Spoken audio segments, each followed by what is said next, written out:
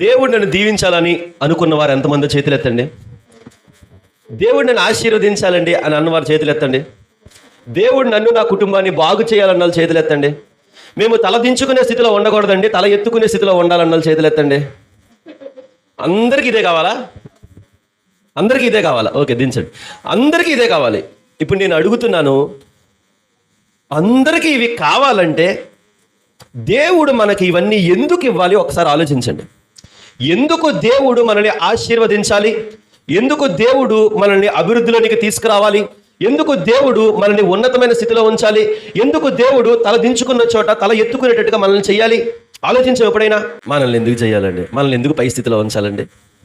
తల దించుకొని అవమానపడి కృంగిపోయి కృషించిపోయి ఏడుస్తూ ఒక మూలన కూర్చున్న మనల్ని దేవుడు వచ్చి ఆదరించి తట్టి ఓదార్చి బలమైన మాటలు చేర్చి చెప్పి మనల్ని లేపి తట్టి బలపరిచి ఉన్నతమైన స్థితిలో దేవుడు మనల్ని ఎందుకు ఉంచాలని అడుగుతున్నాడు.